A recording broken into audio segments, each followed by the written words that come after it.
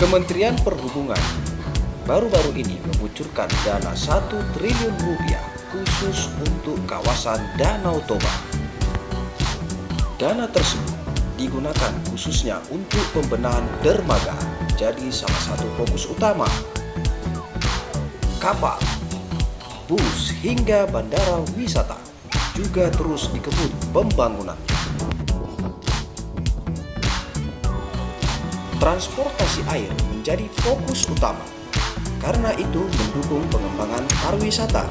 Saat ini Kementerian Perhubungan tengah menggarap 12 dermaga dan mengebut pembangunan 5 kapal baru di kawasan Danau Toba, di mana 2 diantaranya telah selesai, yaitu KMP Ihan Batak dan KMP Pora Pora.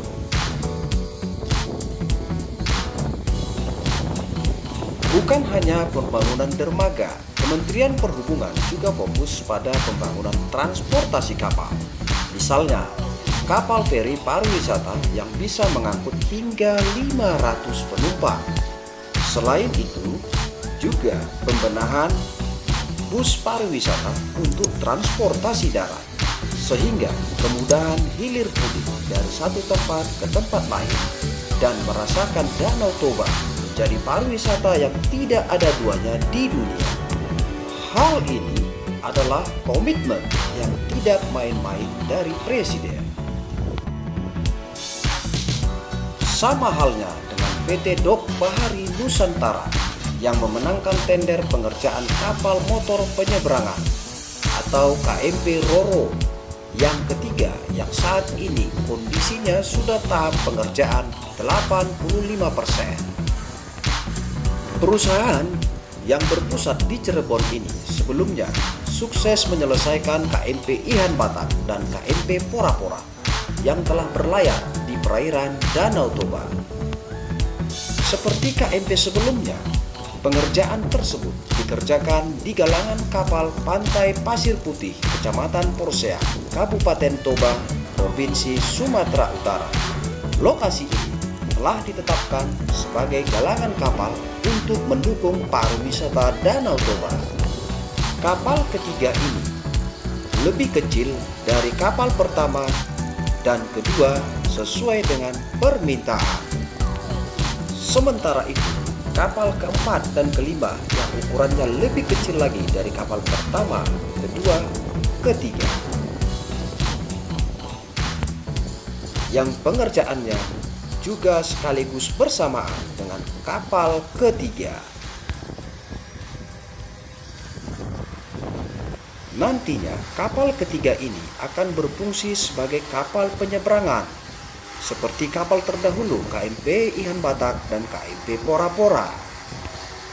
Sementara kapal keempat dan kelima berfungsi sebagai kapal pesiar yang akan mengelilingi Pulau Samosir yang melewati celah sempit di alur Tano Ponggol yang saat ini diperlebar dan diperdalam, yang pengerjaannya sudah selesai 95%. Perahu besar, ukuran besar bisa berlayar mengelilingi Pulau Samosir sepenuhnya. Samosir akan lebih mudah diakses lewat jalur darat maupun lewat jalur air. Pemerintah terus mengembangkan kawasan Danau Toba sebagai destinasi wisata dunia. Untuk menambah opsi kegiatan wisata di kawasan Danau Toba, Kementerian Pekerjaan Umum dan Perumahan Rakyat atau PUPR kini sedang menyelesaikan pelebaran alur Tano Ponggol, celah sempit yang memisahkan Pulau Samosir dari tanah Sumatera Utara. Lokasinya ada di sisi barat Danau Toba untuk membedakan dari Parapat yang ada di sisi timur atau Balige di selatan.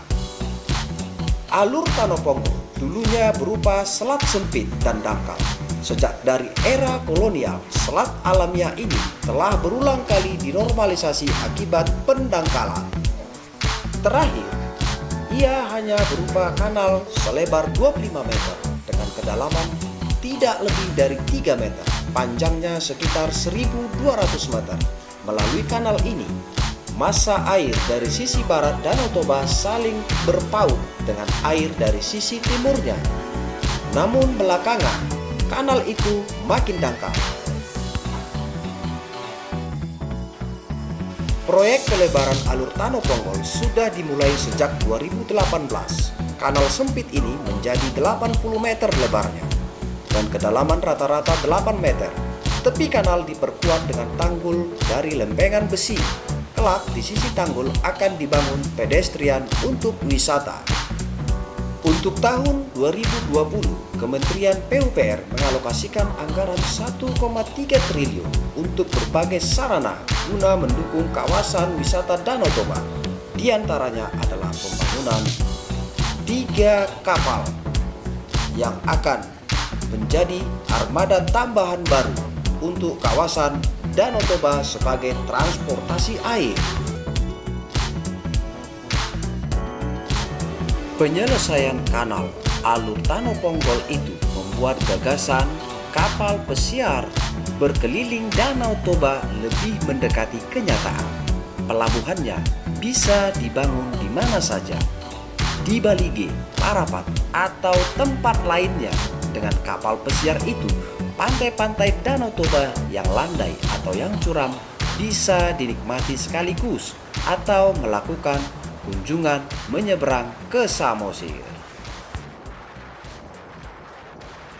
Diharapkan dengan penyelesaian ketiga kapal ini nantinya Danau Toba yang memiliki luas genangan air sekitar 1.130 km persegi dengan Pulau Samosir di tengahnya.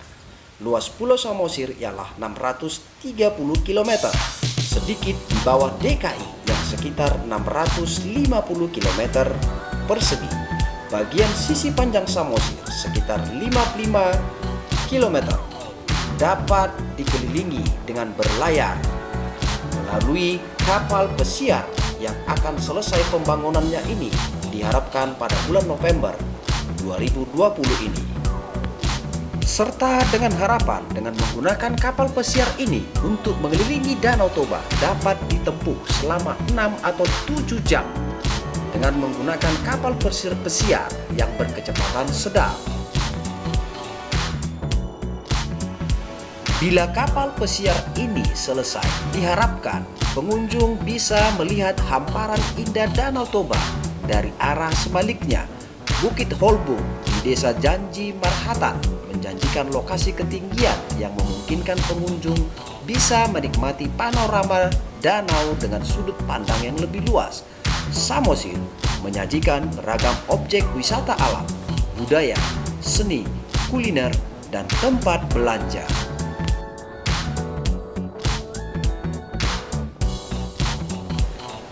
Kementerian Perhubungan terus mengembangkan infrastruktur di kawasan Danau Toba.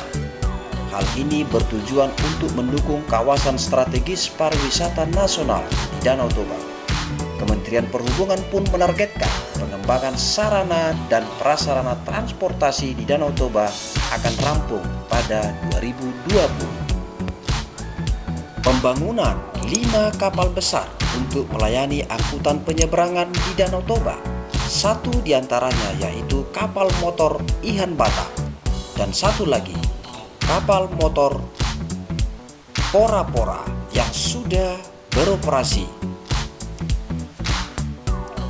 Kapal Roro ketiga yang akan selesai bersamaan dengan 2 unit bus air yang akan selesai pada akhir tahun 2020 ini. Selain membangun 5 kapal, Kementerian Perhubungan juga akan memberdayakan kapal-kapal kecil yang ada di kawasan Danau Toba. Sebab itu merupakan adalah bagian dari penghidupan masyarakat sekitar yang berada di kawasan Danau Toba. Jadi, pemerintah akan juga memperhatikan masyarakat sekitar yang tidak boleh tersingkirkan akibat dari membuat kapal-kapal besar, sehingga kapal kecil masyarakat akan tetap beroperasi dengan memperhatikan aspek keselamatan.